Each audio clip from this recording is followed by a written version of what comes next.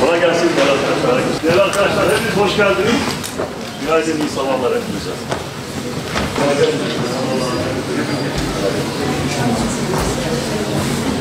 Kıymetli katılımcılar, Sayın Cumhurbaşkanımız tarafından 2025 yılının oluşturan stratejilerin, hedeflerin ve faaliyetlerin hayata geçirilmesi çalışması, Aile ve Sosyal Hizmetler İl Müdürü Sayın Mehmet Zeki Eryarsoy'un konuşması.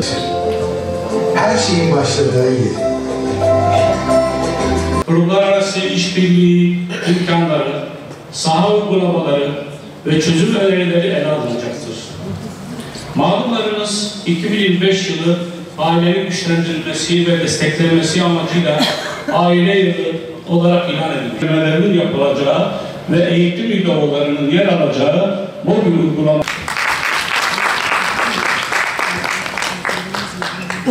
Sürekli duymuş olduğumuz ve kulaklarımızda hep bir yerde var olan bir cümledir. Aile toplumun temeli. Evet, aile toplumun temeli ama aynı zamanda bu toplumu inşa etmiş olduğumuz yapı taşı. Yani nasıl ki siz bir duvarı küçük küçük tuğlalarla inşa ediyorsunuz, ortaya bir bütün ortaya çıkıyor. Aslında biz de toplumu temel olarak aileyle inşa ediyoruz. Bunun alternatifleri yok mu? Var. Yani sosyolojik olarak baktığımız zaman ailenin yerine başka alternatif, özellikle de bu zamanda farklı öneriler gündeme gelmiyor değil. Yani toplumu var eden gerçek değerin, gerçek yapı taşının ne olması gerektiğine ilişkin farklı öneriler de çıkabiliyor ortaya. Mesela biz son 100 yıldan beridir yoğun şekilde bir bireyselleşme akımı yaşıyoruz. Bu bireyselleşme akımı aslında aile yapısıyla belli bir dönem baş başa gitti, beraberce gitti. Ama artık şöyle son 10-20 yıllık periyoda baktığımız zaman sanki öyle bir hal aldı ki bireyselleşme, bireycilik ailenin alternatifiymiş gibi böyle bir noktaya doğru gitti.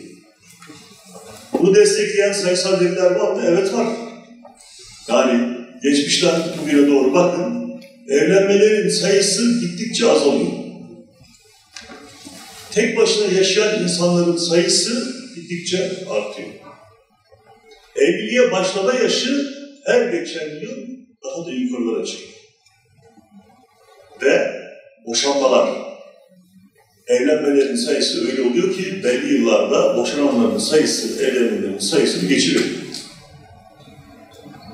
Ben ortaokul okuduğum yıllarda Fransa'da yani boşananların sayısı, evlenenlerin sayısının geçtiği diye bir bilgiyi bizim kulağımıza söylendiği zaman hepimiz çok hayret içerisinde kalmıştık. Nasıl bir işti? Ama aynı durumun kendi memleketinin içinde geçerli olabildiği aklına gelmiyordu. Bu makası daraltan şey ne oldu? Bu makası daraltan şey bir defa evlilik yaşının artık 28'leri bulmuş olması. Yani şu anda erkeklerde evlilik yaşı 28'i buldu. Kadınların da evlilik yaşı şu anda çok ilerilere doğru gidiyor. Ve aynı şekilde aileyi oluşturan temel dinamiklerden bir tanesi çocuk sayısı. Bunun da gittikçe her geçen yıl aşağı doğru bir seyir halinde olduğunu da net bir şekilde görebiliyoruz. Bunlar yapısal sorunlar. Bu yapısal sorunların dışında devam ede gelen, sürekli gündem teşkil eden başka bir sorunlar da var. Bu da bireyselliği pompalayan, bir şekilde aile hayatını ikinci plana itmeyi ya da aile hayatını kötüleyen pek çok propagandist bir yaklaşımın da dünyada her geçen gün propagandanın açıktan değil, çoğu zaman da üstü kapalı şekilde yapıldığını görebiliyoruz. Bu propagandanın en yoğun yapıldığı şekilde yapıldığı yer sosyal medya. Ve sosyal medya içerikleri. Öyle ki bizim çocuklarımıza biz her gün ortaokulda, lisede, ilkokulda işte 8 saate yakın ders veriyoruz. Ama bizim evlatlarımız, bu şekilde ders vermiş olduğumuz evlatlar, bizim vermiş olduğumuz 8 saatin dışında 8 saatte sosyal medyadan ders veriyor. Ve sizin öğretmenlerle vermiş olduğunuz o mesajlar, kendi müfredatla anlatmaya çalışmış olduğunuz mesajların dışında alternatif bir kanalda farklı mesajlar geliyor. Bu mesajların içeriğinde de siz hiç aileyi yücelten mesaj görüyor musunuz? Mesela siz hiç yani aile hayatına bir an önce başlamak iyidir anlamındaki mesajlarla hiç karşılaşıyor musunuz? Mesela siz hiç bu şekilde çocuklara düzenli bir aile hayatını kurup hayatı beraberce omuzlamak çok iyidir mesajları mı alıyorsunuz? Yoksa en direkt yollardan, dolaylı propagandanın envai çeşidiyle bireysel hayatı yaşamanın daha güzel olduğuna ilişkin mesajları mı alıyorsunuz? Toplumlar, bir şekilde dünyadaki bütün toplumlar, bütün kültürlerden bağımsız şekilde şu anda herkes aynı bu şekildeki en direkt propagandanın etkisi altında yeni nesiller hayatlarını devam ettiriyor. Sosyoloji böyle gelişiyor. Bütün toplumlarda. Geçmişe doğru bakın. Bütün toplumlarda hiç kültürlerden bağımsız, milletlerden bağımsız, medeniyetlerden bağımsız şekilde her toplumda aile var. Yani insanlık hayatı boyunca bu yeryüzünde, bu gezegende bulunduğu zaman zarfı boyunca hep aileyle beraber yaşamış. Hiç değişmemiş. İnsanoğlunun tarihinde ilk defa ailenin bu şekilde ikinci plana itildiği bir zaman yaşıyoruz. Daha doğrusu itilmeye çalışıldığı bir zaman yaşıyoruz.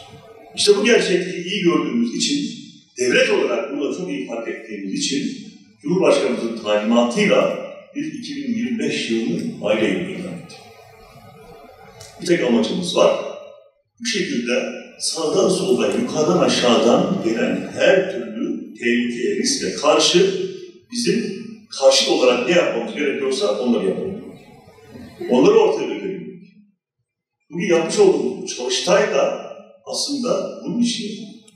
Yani bizim il bazında yapmamız gereken ne tür faaliyetler var? Bunları ortaya bir dökmek istiyoruz.